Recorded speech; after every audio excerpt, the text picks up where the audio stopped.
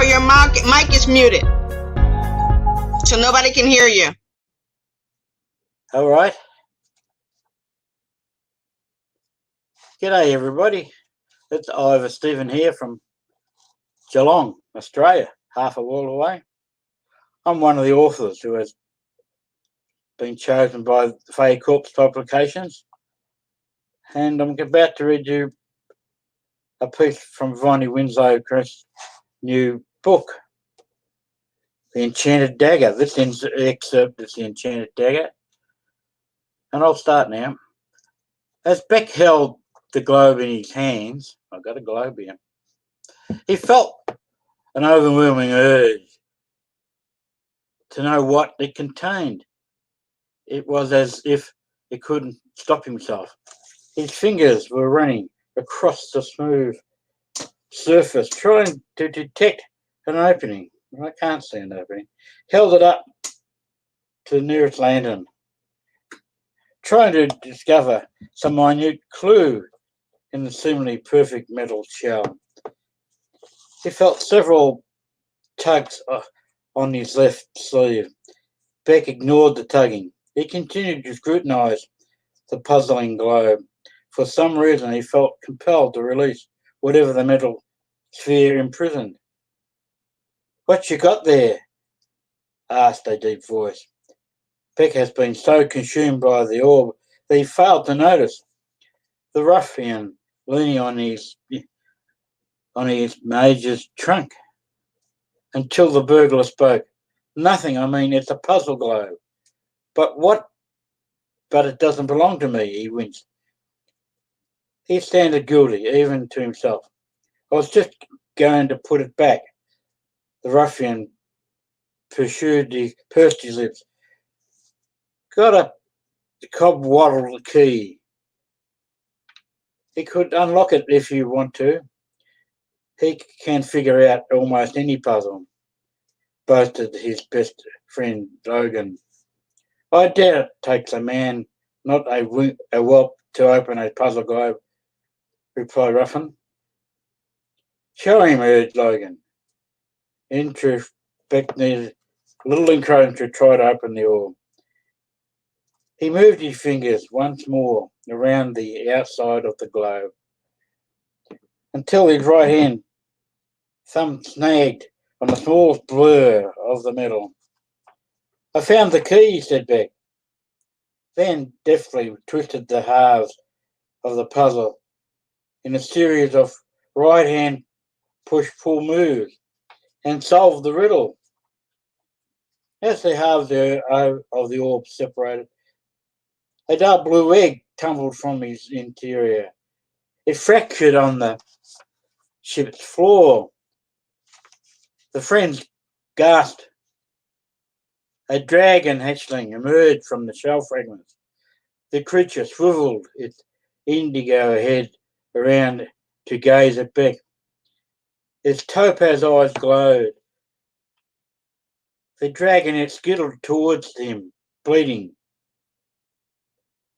"Imprinted on you," the ruffian chuckled. "Got yourself some babysitting to do."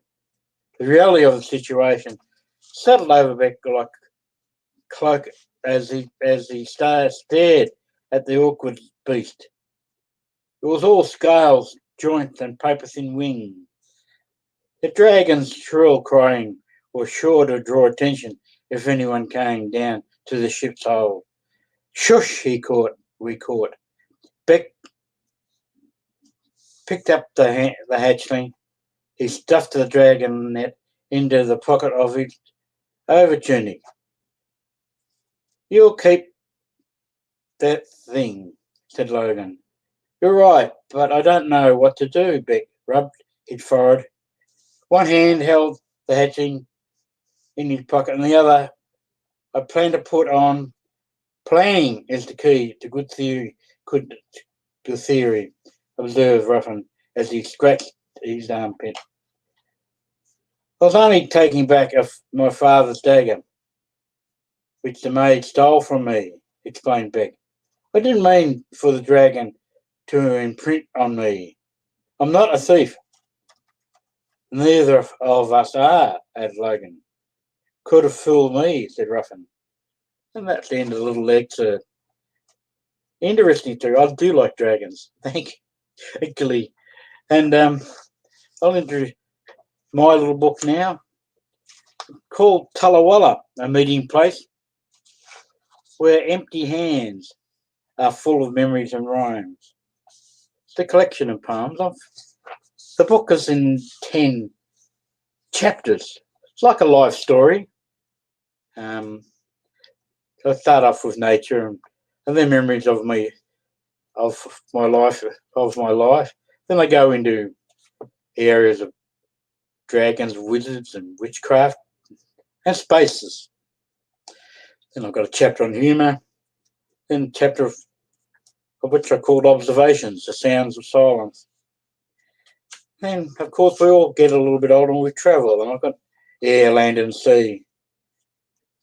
And then, of course, chapter 7 is my family tree and Dreamtime stories. And along my way as a writer over the years, lots of years, I've written a few haikus, and there's a chapter with a lot of haikus in it, and what I've called leftover champagne. Some of the stories that people haven't heard before. And then chapter 9, and I like a bit of mystery.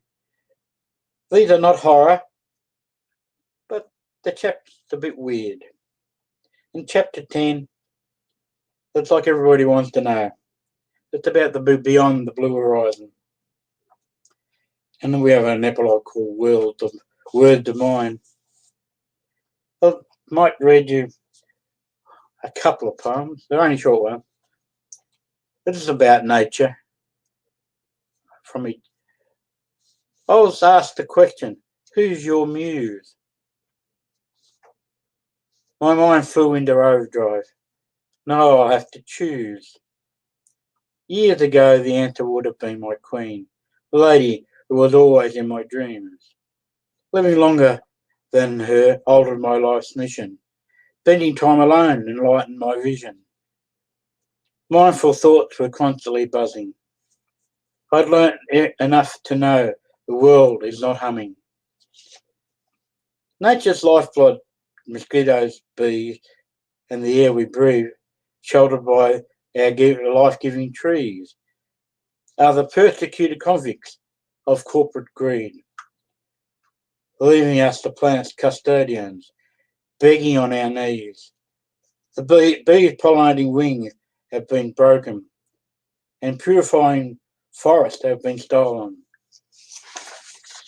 It's time to dismount the angel's white ponies and ask my muse, Melpomene, please save Earth's colonies. That's a little piece out of the nature piece. And then, I don't know what this is from Memories and Dreams and Rhymes. This one's called The Fence. It's a very old poem of mine. I'm not sure, probably over 25 years old. I'm quickly nearing this fence. An obstacle of a lifetime I see. And from my side of the fence, the hurdle is too high for me.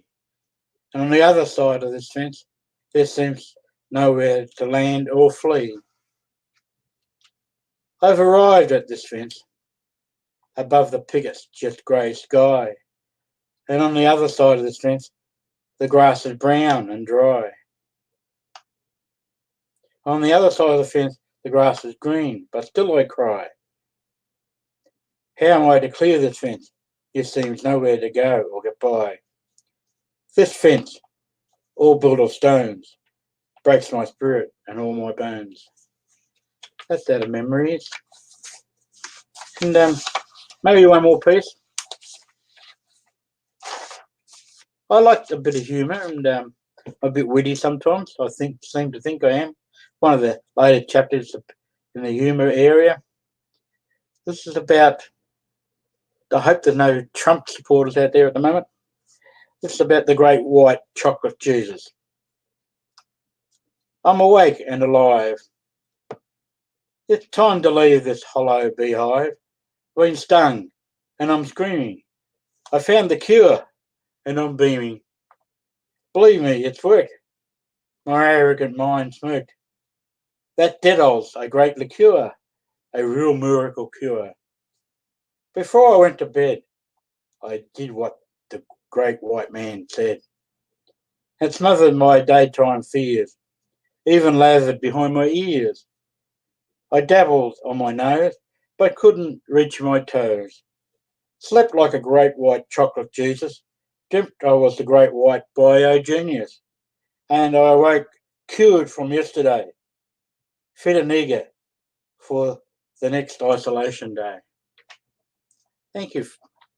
And my book, Tullawalla, A Meeting Places, to be coming out via Fay Court Publishing near the end of March, hopefully. It's not that far away. Thank you for listening, and good luck to Vonnie and her lovely book. It's very exciting reading.